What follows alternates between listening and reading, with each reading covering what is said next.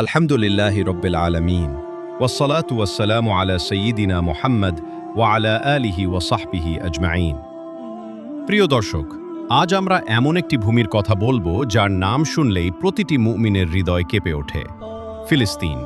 এবং এমন একটি পবিত্র স্থানের কথা যার সঙ্গে জড়িয়ে আছে আমাদের ঈমান, ইতিহাস ও আকীদা, বাইতুল মুকাদ্দাস অর্থাৎ আল আকসা মস্ক, মসজিদুল আকসা।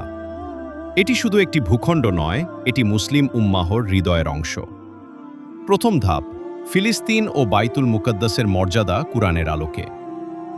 আল্লাহ তাআলা কুরআনে বলেন, সুবহানাল্লাযী আসরা বিআবদিহি লাইলান মিনাল মসজিদিল হারাম ইলাল মসজিদিল আকসা আল্লাযী বারাকনা হাওলাহু। পবিত্র সেই সত্তা যিনি তার বান্দাকে রাতে ভ্রমণ করিয়েছেন মসজিদুল হারাম থেকে মসজিদুল আকসা পর্যন্ত, যার চারপাশকে আমি বরকতময় করেছি।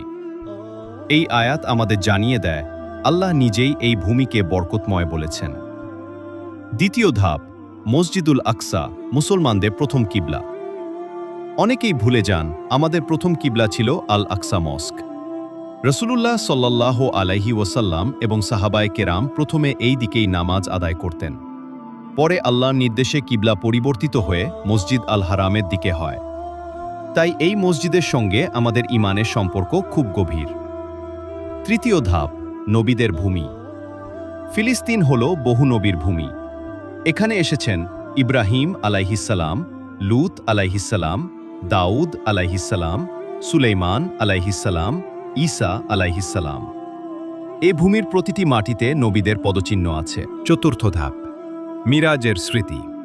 রাসূলুল্লাহ সাল্লাল্লাহু আলাইহি ওয়াসাল্লাম আল আকসা মস্কে এসে সকল নবীর ইমামতি করেছিলেন। এখান থেকেই তিনি আসমানে মিরাজে গমন করেন। এটি আমাদের কাছে শুধু ইতিহাস নয়, এটি ঈমানের অংশ। পঞ্চম ধাপ, মসজিদুল আকসায় নামাজের ফজিলত। রাসূল সাল্লাল্লাহু আলাইহি ওয়াসাল্লাম বলেছেন, তিনটি মসজিদ ছাড়া বিশেষ ইবাদতের উদ্দেশ্যে সফর করা হয় না। মসজিদ আল হারাম আমার এই মসজিদ এবং আল আকসা মস্ক। ষষ্ঠ ধাপ, আজকের ফিলিস্তিন, আমাদের দায়িত্ব কি?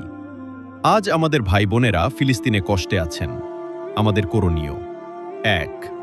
দোয়া করা, আল্লাহর কাছে তাদের জন্য সাহায্য চাওয়া। ২. সচেতনতা ছড়ানো, মানুষকে ফিলিস্তিনের ইতিহাস ও গুরুত্ব জানানো। ৩. হৃদয়ে ভালোবাসা রাখা, মসজিদুল আকসাকে নিজের অংশ মনে করা। ফিলিস্তিন কোনো দূরের দেশ নয়, এটি আমাদের ঈমানের অংশ। মসজিদুল আকসা কাঁদলে মুমিনের হৃদয়ও কাঁদে। আল্লাহ আমাদেরকে বাইতুল মুকাদ্দাসের সম্মান রক্ষা করার তৌফিক দিন। আল্লাহুম্মা উনসুর আহলে ফিলিস্তিন ওয়াহফাদিল মসজিদুল আকসা ওয়া ফুক্কি কারবাল মুসলিমিন। আমিন। ভিডিওটি ভালো লাগলে লাইক, কমেন্ট ও শেয়ার করুন, যাতে আরও মানুষ ফিলিস্তিন ও আল আকসা মস্ক সম্পর্কে জানতে পারে।